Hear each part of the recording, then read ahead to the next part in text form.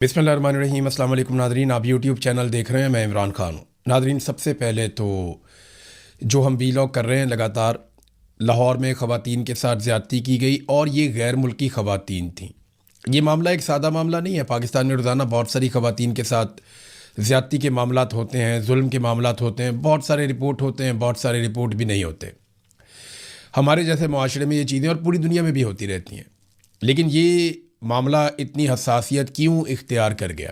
Number एक, ये ख़वातीन गैर मुल्की थी, पाकिस्तान की आलमी सतह पे बदनामी हुई। अब इंटरनेशनल मीडिया में भी इक्का दुक्का जगह पे ये खबर छपी है। जब ये मज़ीद फैलेगी, ये ख़वातीन किसी जगह पे जाकर बयान देंगी तो सूरत हाल मज़ीद बिगड़ती जाएगी। तो पाकिस्तान के लिए एक बदनामी है। नंबर दो, ये मामला जो है वो जुड़ा है शाही ख़ानदान के साथ, यानी जो पाकिस्तान का हुक्मरान ख़ानदान है। पंजाब में उनकी वजारत आला है, वफाक में उनकी हुकूमत है, पाकिस्तान का नायब वज़ीर आज़म भी है, पंजाब में भी उनका एक वज़ीर है अली डार, और नायब वज़ीर आज़म का नवासा है, एक और जो वज़ीर है उसका वो भांजा है। नवाज शरीफ के साथ उसकी तस्वीरें हैं, बाकी फैमिली मेम्बर्स के साथ उसकी तस्वीरें हैं, और अब तो तस्वीरें भी लोग सोशल मीडिया पे उठा उठा कर डाल रहे हैं। तो ये सारी चीज़ें जो हैं वो अहमियत इख्तियार कर जाती हैं जब एक रॉयल फैमिली या जो हुक्मरान फैमिली है वो उसके साथ जुड़ी है इतने बड़े जुर्म के साथ। और दूसरा, वो जिन ख़वातीन के साथ जुल्म हुआ वो गैर मुल्की शहरी हैं और ऐसे ममालिक की शहरी हैं जहाँ पे ह्यूमन राइट्स को बहुत ज़्यादा अहमियत दी जाती है। अब एक नई चीज़ सामने आई है जो हिला देने वाली है। देखिए, एक प्रेस रिलीज आई थी DIG फैसल कामरान की, और उस प्रेस रिलीज के अंदर सबसे पहला जो जुमला था वो क्या था? मरियम नवाज इन एक्शन और फिडमुत ताड़े पुलिस होने होते। यानी DIG ने सबसे पहले जो जुमला लिखा वो क्या लिखा कि मरियम नवाज इन एक्शन। उसके बाद बताया जी मरियम नवाज ने हमें हुक्म दिया तो उसके बाद हमने औरतों को 2 घंटे के अंदर बाजियाब करवा लिया। अगर मरियम नवाज हुक्म ना देती तो क्या 2 घंटे में बाजियाब ना होती? तुम लोग ऐसे ही बैठे रहते चुप करके बेशर्मों की तरह। असल कहानी अब खुली है। DIG का झूठ भी पकड़ा गया, मरियम नवाज का झूठ भी पकड़ा गया। जितने सहाफ़ी 2-3 दिन से खबरें दे रहे थे उन सब का झूठ पकड़ा गया, और यह भी पता चल गया कि ये किस लेवल के दरबारी लोग हैं और किस तरीके से हकीकत को छुपाया जा रहा था।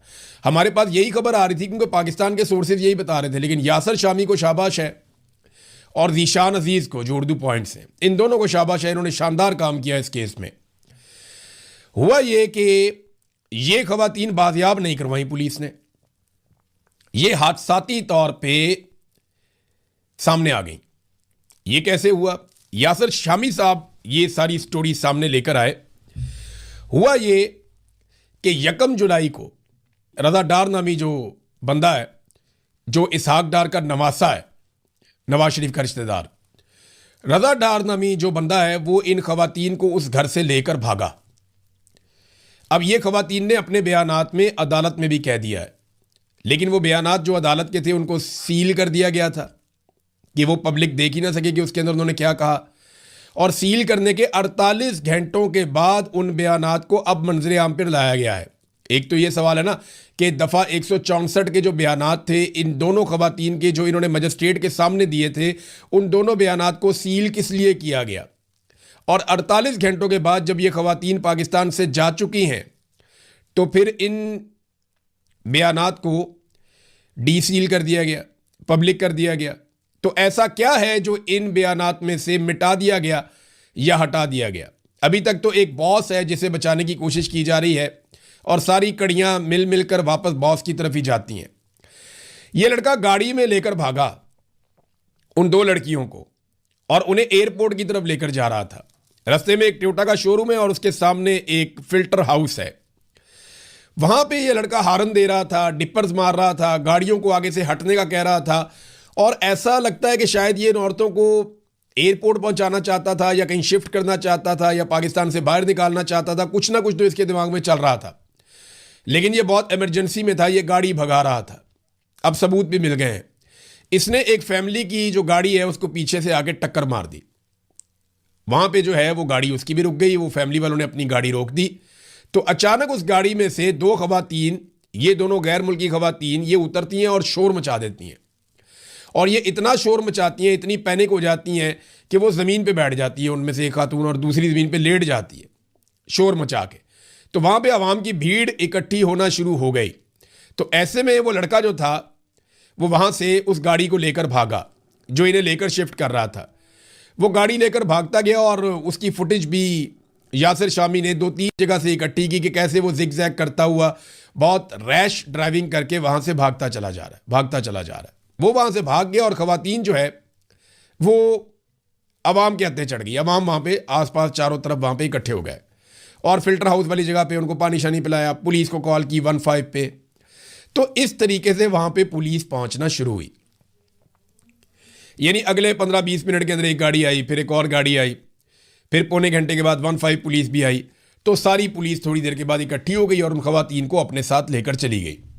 वो जिस बंदे की गाड़ी ठोक के भाग गया था रज़ादार, उस गाड़ी का कोई पुरसाने हाल ही नहीं है।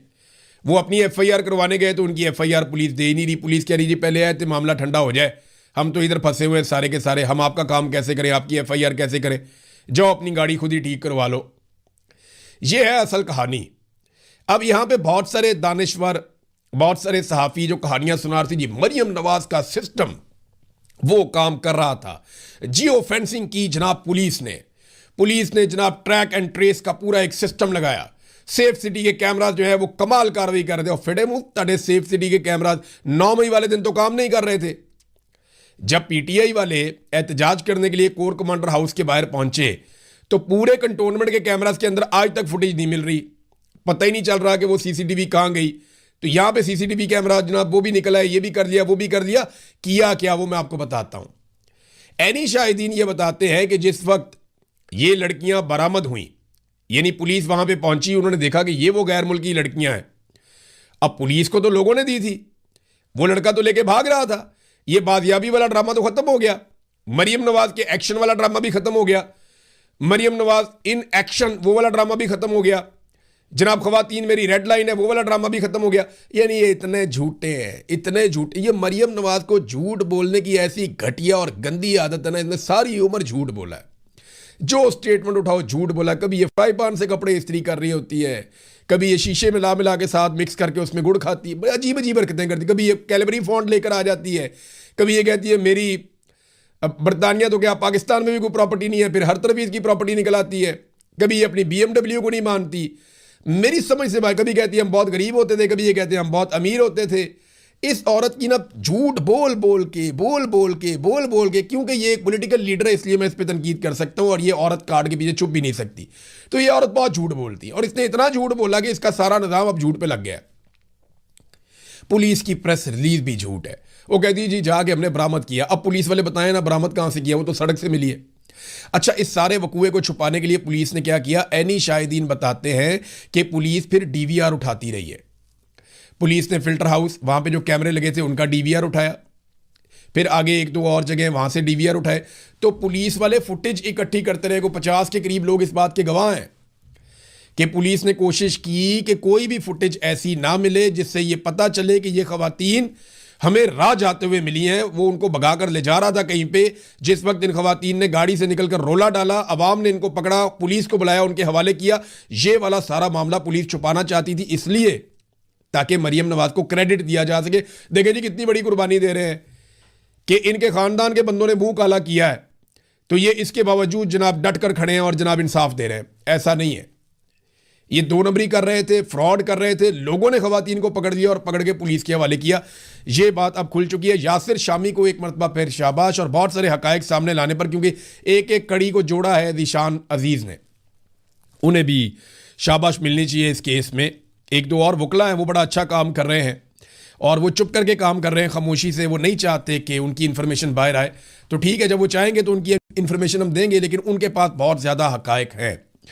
अब मामला ये है कि गाड़ी के अंदर अब खवातीन के बयानात फिर बाहर आ जाते हैं। जब यासिर शामी ये सारी चोरी पकड़ लेता है तो फिर खवातीन के बयानात बाहर आने में तो प्रॉब्लम कोई नहीं है ना।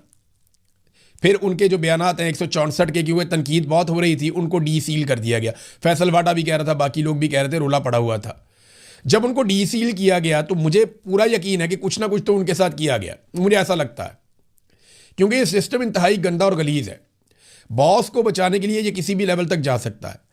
उस बयान के अंदर भी खवातीन कह रही हैं कि वो बंदा बॉस से बात कर रहा था और बॉस की इंस्ट्रक्शन ले रहा था। अब वो बॉस कौन है जिसे रजा भी बड़े प्यार से बॉस कहकर बुलाता है, उनके अहकामात को तस्लीम करता है, और दूसरा वो खवातीन ये कहती हैं कि वो बॉस इंग्लिश बहुत अच्छी और फ्रीक्वेंटली बोलता है, यानी उसकी अंग्रेज़ी बहुत अच्छी है जो बॉस है, और वो बड़े अच्छे तरीके से अंग्रेज़ी में बातचीत भी करता है। अब नाजरीन, ये जो मरियम नवाज इन एक्शन, इसका मतलब पता क्या है? ये इदारे, ख़ास तौर पे लॉ इन्फोर्समेंट के इदारे, इस वक्त शरीफ ख़ानदान के ज़ाती मुलाजिम बन चुके हैं। जो DIG ने किया वो बिल्कुल वैसे है जैसे कोई ज़ाती मुलाजिम करता है किसी के लिए, कि अचानक से उन्हें पब्लिक से एक फ़ोन आता है। ये ज़रूर है, वो बात फिर क्लियर कर दूँ कि वो बात ठीक है कि वो लड़कियों के वालिद ने रब्ता किया, उसने कोशिश की, वो एम्बेसी मुतहर्रिक हुई, ये लोग परेशान थे, ये भाग दौड़ कर रहे थे, लेकिन ख़वातीन को गायब किया जा रहा था। हो सकता है उन्हें पाकिस्तान से बाहर निकाल दिया जाता, मामला ही ठप कर दिया जाता, लेकिन क्योंकि बीच में आ गई पब्लिक और कुदरत, और पब्लिक ने पकड़ लिया सारा मामला, गाड़ी का एक्सीडेंट हो गया, तो फिर इन्हें ना चाहते हुए भी ये सारा मामला सामने लाना पड़ा और इसको डॉक्यूमेंट करना पड़ा। FIR की कोई औकात नहीं है, मेडिकल की कोई औकात नहीं है, ये बंदे थोड़े अरसे में छूट जाएंगे। नजम सेठी ने भी कहा है, नजम सेठी साबिक वज़ीर आला भी रहा निगरान, तो वो वैसे ही नहीं बात की, वो वाकई में इन्होंने इतने सारे सुकम छोड़ दिए हैं कि अब ये कभी भी छूट जाएंगे ये लोग। लेकिन ज़ाती मुलाजमों वाला सलूक किया है, यानी ज़ाती मुलाजमों वाली हरकतें हैं जो इस वक्त पुलिस ने की, ख़ासतौर पर DIG ने, SSP ने, मरियम नवाज़ को राज़ी रखने के लिए। और नाजरीन, अब भी मैं आपको ये बताऊं कि असल बंदा बॉस है जिसको बचाने की कोशिश की जा रही है, और मेरा ये ख्याल है कि इन खवातीन को ख़रीदने की भी कोशिश की जाएगी।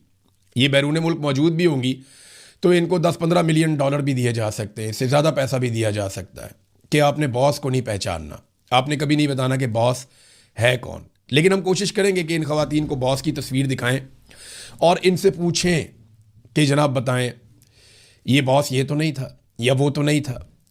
और जिस दिन इन्होंने बता दिया कि ये वाला बंदा बॉस है, तो फिर ये वाला बंदा जो है वो अपनी खैर मनाए। बहुत जल्दी आपको ये चीज़ें समझ आएंगी। अब नाजरीन, आज़ाद कश्मीर में एक नई अपील की गई है और ये उमर नज़ीर कश्मीरी साहब ने की है। ये अपील मैं आपके सामने रखता हूँ। उन्होंने कहा, जी आज़ाद कश्मीर के तीनों डिवीज़न बिलखसूस एहलियान मुजफ्फराबाद, झेलम वैली और नीलम वैली के अवाम से मेरी अपील है कि शौकत नवाज मीर और दीगर सैकड़ों निहत्ते अवाम की जबरी गुमशुदगियों, कश्मीरियों के कत्लेआम और मुतालबात पर अमल दरामद के लिए भरपूर कुव्वत के साथ कल बरोज़ एतवार घरों से बाहर निकले और भरपूर एहतजाज करें। जुल्म और जबर के आगे हमने झुकना नहीं है, बल्कि पुरअमन और साबित कदम रहकर इस तहरीक को कामयाबी से इम्कनार करना है। मेरी जो बरतानिया में लोग मौजूद हैं उन सबसे दरख्वास्त है कि कल लंदन में, चाहे आप पाकिस्तान के सेटल्ड एरिया में दूसरे एरियाज में रहने वाले हैं या आप आज़ाद कश्मीर के रहने वाले हैं, आप जम्मू कश्मीर के शहरी हैं, आप आज़ाद कश्मीर के शहरी हैं, आप पंजाब के शहरी हैं, सिंध के, बलूचिस्तान के, खैबर पख्तूनख्वा के, गिलगित बल्तिस्तान, आप किसी भी इलाके के शहरी हैं, आप अगर बरतानिया में रहते हैं तो आप कल के एहतजाज में ज़रूर शिरकत करें और बड़े पैमाने पर एहतजाज करके ये साबित करें कि मिलिट्री एस्टेब्लिशमेंट के चंद किरदारों के आगे ना कश्मीरी घुटने टेकेंगे, ना पाकिस्तानी घुटने टेकेंगे। हम जमहूरियत के लिए, आज़ादी इज़हार राय के लिए, अपने हुकूक के लिए, ख़ास तौर पे इंसानी हुकूक के लिए और सच्चाई के लिए लड़ेंगे। हम पीछे नहीं हटेंगे। हर पाकिस्तानी को निकलना चाहिए और इसके ऊपर आवाज़ उठानी चाहिए। इसी तरह उन्होंने आज़ाद कश्मीर में भी ये कॉल दी है। दूसरी जानिब आज़ाद कश्मीर में अब गद्दारी के पोस्टर्स लगाए जा रहे हैं, जॉइंट अवामी एक्शन कमेटी के खिलाफ पोस्टर्स लगाए जा रहे हैं, मखसूस जगहों पे और फ़ौरन तस्वीर बना ली जाती है उसकी कि जनाब ये देखें अवाम उनके खिलाफ होगी, हालांकि ऐसा कुछ नहीं है। अबसार आलम ने बड़ी अजीबोगरीब खबरें देना शुरू कर दी हैं। अबसार आलम आपको पता है कि मिलिट्री एस्टेब्लिशमेंट के बहुत करीब है और इसको साबिक दौर में नवाज शरीफ ने सरकारी मुलाजिम भी बनाया था, पैमरा का इसको मुलाजिम लगाया था। तब इसने कहा था कि मैं दोबारा कभी भी सहाफ़त में नहीं आऊँगा, लेकिन फिर दोबारा थूक के चाटा दोबारा सहाफ़त के अंदर आ गया। तो अबसार आलम कहता है जी शौकत मीर से जो तहकीकात हुई हैं और जो सिक्योरिटी इदारों के पास सबूत है, अब ये कह रहे हैं जी इसको सिक्योरिटी इदारों ने दिए ना सबूत, वो कहता है जी कि उससे ये बात साबित हो चुकी है कि अवामी एक्शन कमेटी की लीडरशिप तहरीक तालिबान पाकिस्तान के लोगों से राब्ते में थी, यानी फितनतुल खवारिज अल हिंदुस्तान, उसके साथ अवामी जॉइंट एक्शन कमेटी के लोग राब्ते में थे। ये शौकत नवाज मीर से तहकीकात में इंकशाफ हो गया। माहिर दहशतगर्दों को कश्मीर में लाने की कोशिशें की जा रही थीं। ये सुने आप कि जनाब दहशतगर्दों को कश्मीर में लाने की कोशिशें की जा रही थी ताकि मुसल्लह तसादुम हो। ये जनाब अफसार आलम साहब, ये एजेंडे पे ऐसे काम होता है। आपको याद है इसको डी चौक में लाशें भी नज़र नहीं आती थी, इसको डी चौक में गोलियां भी सुनाई नहीं देती थी। ये कोशिश करता रहा कि लोग मरते हैं तो मरते रहें, लेकिन मैं नवाज शरीफ की नौकरी करूं। इसी तरह इसने हमेशा मरीम नवाज की बहुत खिदमत की है। इस आदमी ने बहुत, जो मरीम नवाज ने कहा मुझे लगता है इसने हमेशा वही किया। अब चेयरमैन पैमरा के तौर पर तो ये आदमी इतना खिदमत गुजार था, इतना खिदमत गुजार था मरीम नवाज का कि मैं आपको बता नहीं सकता। इसने लेट लेट के खिदमत की है, इसने बैठ बैठ के खिदमत की है। यानी ये रात को बेड पे भी होता था ना, तो इसे कॉल आ जाती थी तो ये फौरी तौर पे खिदमत बजा लाता था। मैंने इसको कॉल की, मैंने कहा यार इंसान बने, मेरा अपना जाती मामला उठा के पैमरा मुझे नोटिस भेज रहा है। अगर मेरा किसी के साथ जाती झगड़ा हो गया है तो पैमरा का इसमें क्या लेना देना है। वो नहीं इमरान भाई आप समझें यार बात, ऊपर से प्रेशर आ जाते हैं। मैंने कहा जी मैं फिर अब क्या करूं, वो आप इसका जवाब दे दें। मैंने कहा जी मैं क्यों जवाब दूं, मैं जुत्ती पे लिखता हूं इसको, ये कौन सा नोटिस है, मैं इसको चैलेंज करता हूं। तो इसने कहा नहीं अच्छा चले आप जवाब ना दें, दफा करें, आप गुस्सा ना करें बस। ये इसकी औकात थी टोटल इस बंदे की, ये इसके हालात हैं। बहरहाल चले वो वक्त गुजर गया, अभी ये वक्त भी गुजर जाएगा, लेकिन लोग एक्सपोज हो जाते हैं जैसा कि ये शख्स एक्सपोज होता चला जा रहा है। नाज़रीन, इमरान खान साहब और बुशरा बीबी साहब जो दोनों हैं, उनके जो कैद तन्हाई वाला मामला है उस पर अदालत ने, मैंने आपको बताया था ना, एक फ़ैसला महफूज किया है। वो महफूज फ़ैसला सामने आ गया है। अब बड़ा इंटरेस्टिंग है, ज़रा ये आप सुनिएगा।